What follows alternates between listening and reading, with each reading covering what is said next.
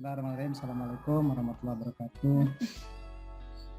Bismillah, alhamdulillah, wassalatu wassalamu Waalaikumsalam warahmatullahi wabarakatuh. Rasulillah wa ala alihi wa sahbihi wa mawala. Alhamdulillah kita bertemu lagi di pertemuan kedua untuk mata kuliah Pasar Modal Syariah ya di jurusan Perbankan Syariah FEBI Unsur. Kemarin di materi yang pertama kita sudah belajar tentang konsep dasar dan pengenalan materinya. Seperti ini kemarin sudah kita bahas sama-sama. Nah sekarang di pertemuan kedua ini kita akan membahas tentang sejarah ya, sejarah perkembangan pasar modal secara umum dan juga pasar modal syariah di Indonesia. Nah, berarti kalau bicara sejarah biasanya terkait dengan timeline atau milestone ya, tonggak sejarah atau garis waktu. Nah, dan lingkupnya yang dibatasi adalah pasar modal syariah maupun pasar modal secara umum. Nah, kita mulai.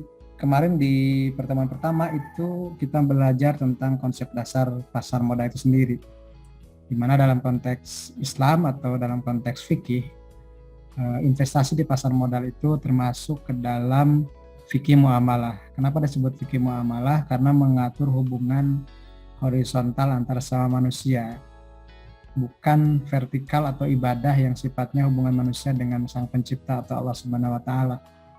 Nah, ada dua pendekatan yang berbeda dalam dua fikih ini ya. Kalau ibadah itu lebih ke hukum asalnya memang haram atau terlarang, kita tidak bisa membuat ibadah baru kecuali ada keterangan dalil yang memerintahkan itu. Sementara di muamalah sebaliknya, segala sesuatu asalnya boleh sebelum ada dalil atau fatwa yang melarangnya.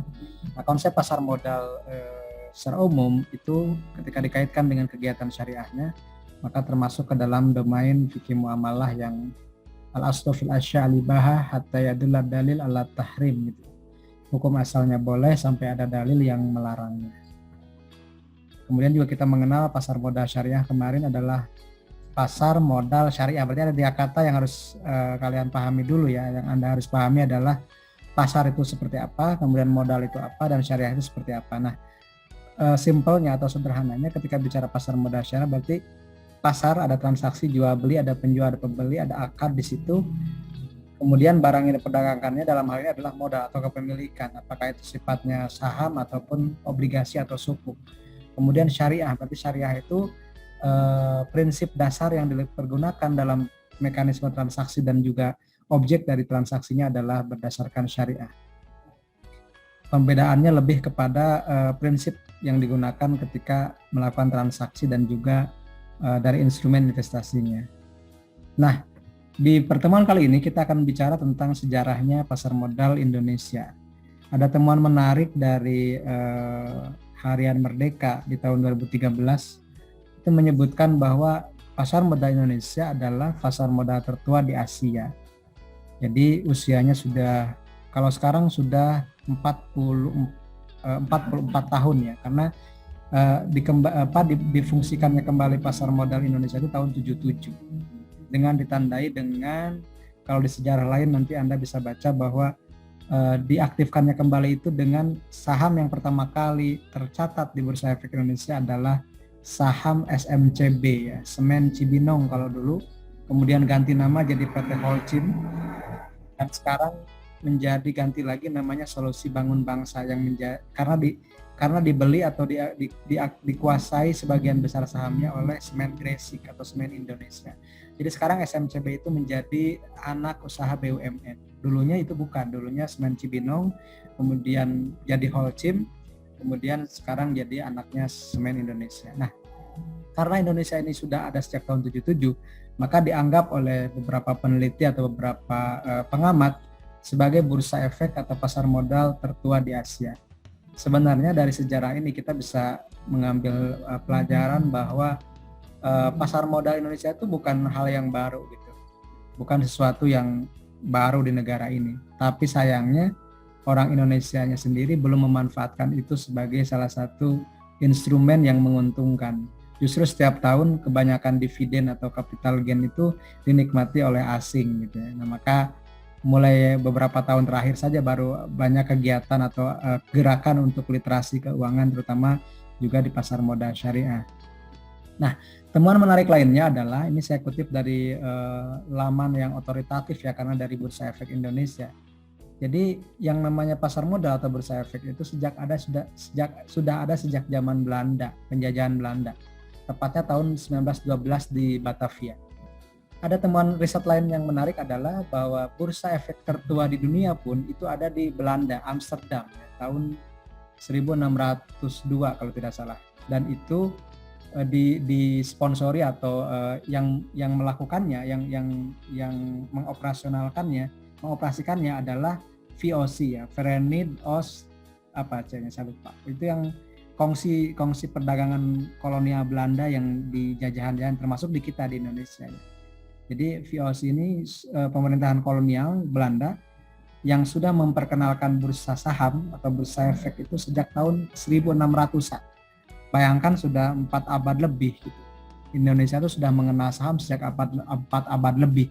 Tapi secara realnya itu mulai diaktifkan atau mulai berlaku itu tahun 1912. Kemudian diaktifkan kembali tahun 77. Nah, kenapa ada istilah mengaktifkan kembali? Karena selama kurun waktu tersebut terjadi peristiwa yang membuat pasar sempat terhenti ya. Kita bisa lihat di milestone yang dicatat di sini. Nanti Anda bisa mengutipnya kembali di ini materinya saya share lagi ya. Kemudian videonya pun saya upload nanti di YouTube. Nah, Desember 12 ya, itu dibentuk di Batavia. Batavia itu sekarang Jakarta ya. Jadi bursa efek pertama di Indonesia itu sudah dibentuk sejak tahun 12. Mungkin ini bertepatan juga dengan tahun lahirnya gerakan Muhammadiyah gitu ya, tahun 12. Kemudian karena ada Perang Dunia I, maka bursa efeknya ditutup. Nah, tahun 25 sampai 42 dibuka kembali di Semarang, Surabaya, dan Jakarta. Tahun 39 karena Perang Dunia Kedua ditutup Semarang dan Surabaya. Tahun 42 sampai 52 ditutup yang di Jakarta ya. Kemudian tahun 56 program nasionalisasi perusahaan Belanda. Nah, karena ada program nasionalisasi, kalau Anda bisa baca sejarah perkembangan kemerdekaan Indonesia, ketika terjadi nasionalisasi kan banyak perusahaan Belanda yang akhirnya dinasionalisasi menjadi perusahaan milik Indonesia. Nah, mungkin salah satunya adalah bursa efek, karena itulah bursa efek menjadi tidak aktif ya. Nah, dari tahun 5677 juga tidak terlalu aktif, vakum malah ya. Kemudian baru diaktifkan kembali tahun 77. Nah, inilah era modern dari Bursa Efek Indonesia 10 Agustus 77. Nah, di sini juga dijelaskan ada PT Semen Cibidong sebagai emiten pertama. Maka kalau ada pertanyaan nanti di kuis atau di tes atau di ujian nanti misalnya, apa nama perusahaan pertama yang listing di Bursa Efek? Jawabannya Semen Cibinong. Kode sahamnya SMCB kan seperti itu. Nah, kemudian dari tahun 77 ke 87 ternyata perdagangan di kita masih sepi. Buktinya baru sampai 87 itu baru ada 24 perusahaan. Karena masyarakat lebih memilih menabung di perbankan dibandingkan di pasar modal. Sampai hari ini sih sebenarnya seperti itu ya. Kemudian tahun 87 ada Pakdes 87, tahun 88 90 juga ada paket peraturan pemerintah yang akhirnya membuka investasi asing ya ke Indonesia, dan ini menyebabkan aktivitas bursanya semakin meningkat. Kemudian tahun 88 2 Juninya itu diadakannya Bursa Paralel Indonesia ya, dan kemudian di 88 ada paket Desember lagi yang memberikan kemudahan untuk bisa listing di bursa. Tahun 89 Bursa Efek Surabaya muncul lagi dan dikelola oleh suatu perseroan yaitu PT Bursa Efek Surabaya. Kemudian tahun 92 ada swastanisasi BEJ dan seterusnya ya. Jadi nanti Anda tidak perlu menghafal semuanya, tapi saya tandai yang milestone-nya saja. Misalnya di sini nih. 95 ini ya muncul adanya Jakarta Automated Trading System. Ini karena berlaku sampai sekarang. Kemudian November 95 muncul, nah ini Undang-Undang Nomor 8 juga dipakai sampai hari ini ya. Undang-Undang Nomor 8 tahun 95 tentang pasar modal. Kemudian ini KP sampai sekarang ya. KC juga sampai sekarang. Kemudian tahun 2000 mulai sistem perdagangan tanpa warkat, artinya tidak menggunakan kertas. Kalau dulu itu benar-benar pembelian saham itu ada kertasnya. Kalau setelah tahun 2000 itu scriptless trading, jadi nggak ada warkatnya. Kemudian bisa juga tahun 2002 mulai mengaplikasikan sistem remote, jadi dari jarak jauh. Kemudian penyelesaian transaksi menjadi dipersingkat 3 hari. Ada stock option. Nah, kalau yang saya alami sendiri mulai 2007 ya, ini memang betul ada penggabungan Bursa Efek Surabaya dan Bursa Efek Jakarta menjadi Bursa Efek Indonesia. Karena saya kebetulan masuk Bursa Efek itu tahun 2007 bulan Mei ya. Dan ini saya alami terus, saya alami langsung, saya menyaksikan langsung, Mas. Kemudian yang ini ada suspensi. Jadi suspensi itu kalau ada saham yang aneh itu langsung diperhatikan perdagangannya. Ini lewat, ini juga ada pembaharuan ya. Kemudian juga ada ini pendirian ini. Nah, ini yang juga penting ya, ada OJK, pembentukan Otoritas Jasa Keuangan sebagai ganti dari Bapepam. Kemudian juga ada Securities Investor Protection Fund, ini tujuannya untuk melindungi dana investor. Nah, baru 2012 ini kita muncul mekanisme perdagangan syariah. Sebenarnya sih sejak 2011, tapi dipublikasikannya 2012 ya. Kemudian juga 2013 ada jam perdagangan berubah. Kemudian juga ada penyesuaian kembali lot. Dulunya satu lot itu 500 lembar, 2014 satu lot menjadi 100 lembar. Jadi sekarang membeli saham menjadi lebih terjangkau. 2015 mulai muncul yuk nabung saham. Kemudian ini tidak perlu ya karena jarang di ini. Kemudian ini juga yang memudahkan investor ya. Transaksi menjadi T+2 jadi lebih cepat cairnya. Kemudian 2018 juga ada notasi, ini juga memudahkan investor, misalnya mana saham yang bermasalah secara modal, mana yang saham yang bermasalah secara hukum, itu sudah ada tato disebutnya tato notasi ya. Kemudian itu ya untuk sampai 2020. Nah, selanjutnya yang terkait tentang pasar modal syariah itu diilhami atau dimulai dengan adanya fatwa pastinya. Nah, fatwa yang fenomenal untuk pasar modal syariah itu ada 4 ya. Jadi Anda juga gampang menghafalnya karena angkanya unik gitu. 20, 40, 80, artinya 2 dikali 4 sama dengan 8 kan, seperti itu ya. 2 dikali 4 sama dengan 8. Kemudian yang uniknya genap itu nomornya genap, tahunnya ganjil. Ini mungkin ada di ujian ya karena ini fatwa penting. Jadi 20 tahun 2001, 40 tahun 2003 ya. Kemudian 80 tahun 2011. Kalau saya bisa cocok lagi. Misalnya ini nih 2001. 2 ke 4 itu kan tambah 2 ya. 2001 tambah 2 2003. Kemudian 3 tambah 8 11. Nah, gitu kan. Cara ngapalinnya seperti itu kalau saya. 20, 40, 80 gitu. 2 2001, 4 2003, 8 2011. Dan satu lagi yang terbaru ada Fatwa nomor 135 tahun 2020. Nah, ini unik juga, Fatwa nomor 135 tahun 2020. Fatwanya ganjil, tahunnya genap. Dan ganjilnya itu 3 angka ganjil pertama, 135 begitu ya. Nah, ini yang menarik ya. Jadi di kita itu mulai munculnya tahun 97. Kemudian ada JI tahun 2000. Kemudian tadi Fatwa nomor 2001 itu tentang reksadana. Nomor 40 tentang pedoman umum penerapan prinsip syariah ya. Kemudian tahun 2011 ini tentang penerapan prinsip syariah dalam mekanisme perdagangan efek bersifat ekuitas di pasar reguler bursa. Ini sangat panjang judulnya. Yang 2020 itu lebih pendek, bahkan pendek karena satu kata ya. Fatwa nomor 135 tahun 2020 tentang saham. Selesai gitu. Jadi paling mudah dihafal ya Fatwa nomor 135 tahun 2020, judulnya milenial gitu, cuman satu kata aja.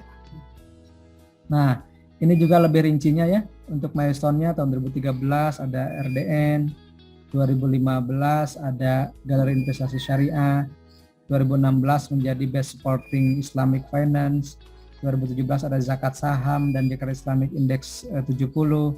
Kemudian ada Wakaf Saham tahun 2019 kalau tidak salah ya. Kemudian juga tahun 2020 itu ada ini Fatwa nomor 135 tentang saham dan Fatwa 138 tentang mekanisme clearing dan penjaminan di KP.